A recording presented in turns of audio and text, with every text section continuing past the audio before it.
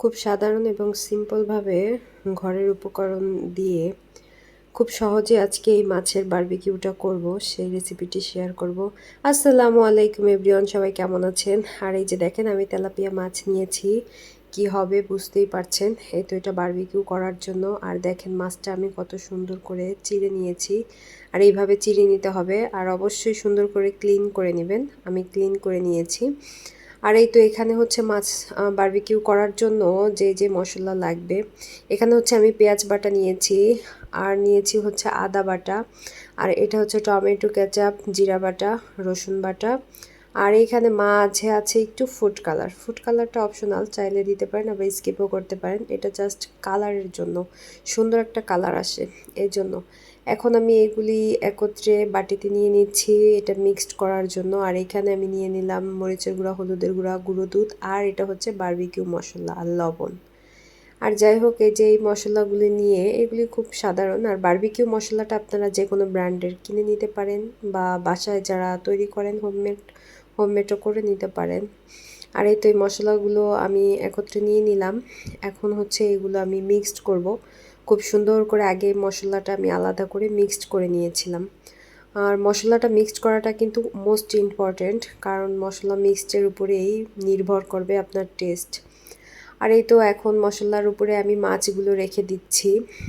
আর অনেকে হয়তো তেলাপিয়া মাছ খায় না, তবে আমি বলবো যারা না খান তারা অবশ্যই বারবিকিউটা খাবেন, তাহলে আমার মনে হয় আপনি তেলাপিয়ার প্রেমে পড়ে যাবেন।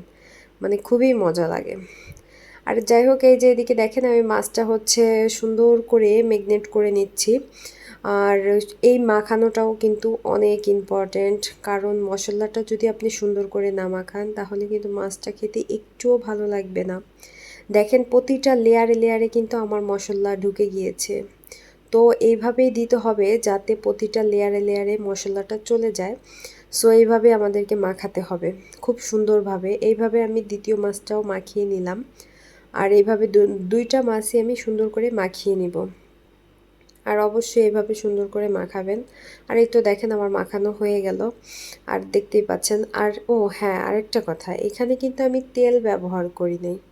দেখতেই পাচ্ছেন। কি ভাবছেন আজকে তেল ছাড়া রান্না করব? দেখা যাক কি হয়, তেল ছাড়াই করব বারবিকিউ। আর যাই হোক, তেল ছাড়া এইভাবে দেখেন সুন্দর করে মাখিয়ে নিলাম।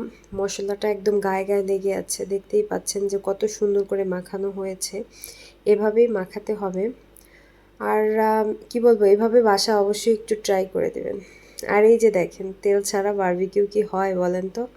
আর এই তো এখানে আমি তেল দিয়ে দিচ্ছি। এখানে হচ্ছে মাস্টার্ড অয়েল দিয়েছি, কারণ বারবিকিউ মানেই হচ্ছে সরিষার তেল দিতে হবে। আর সব বারবিকিউতেই সরিষার তেলটাই ব্যবহার করা হয়। তো এই জন্য এই যে মাস্টার্ড অয়েল দিয়ে দিলাম। এখন অয়েলটা দিয়ে আমি সুন্দর করে মিক্সড করে নিচ্ছি আবার।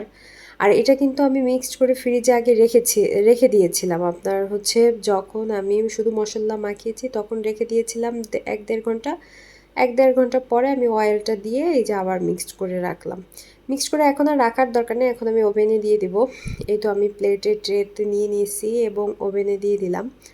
আর এই যে দেখেন ওভেনে দিয়ে দিলাম। আর ওভেনটা অবশ্যই আপনার 180 ডিগ্রি সেলসিয়াসে বা 200তেও দিতে পারেন। এখানে আমি 30 মিনিটের জন্য দিয়ে দিলাম। আর হ্যাঁ, একটু বলে নিই, যদি আমাদের ভিডিওটা ভালো লাগে অবশ্যই লাইক কমেন্ট শেয়ার হবে। ফেসবুক পেজ থেকে দেখলে ফলো দিবেন, এবং ইউটিউব থেকে দেখলে সাবস্ক্রাইব করতে ভুলবেন না। আর আমাদের রেসিপি দেখার জন্য আমাদের সাথে থাকবেন সব সময়। আর এই তো মাছটা বের করে আমি হচ্ছে উল্টে নিয়েছিলাম। আর এই তো উল্টে দেওয়ার পর আবার দেখেন এই পাশটাও হয়ে গেল। আর হ্যাঁ, মাঝে মাঝে একটু তেল ব্রাশ করে দিবেন। আর এই তো দেখেন আমার মাছটা কিন্তু হয়ে গেছে। আর বারবিকিউটা কিন্তু ওভেনের স্বাদ একরকম, আর চুলার স্বাদ একরকম। আপনারা চাইলে গ্যাসের চুলাও করতে পারেন। আর দেখেন আমার বারবিকিউটা কতটা লোভনীয় হয়েছে দেখতে। যাই হোক, ভালো থাকবেন, আল্লাহ হাফেজ।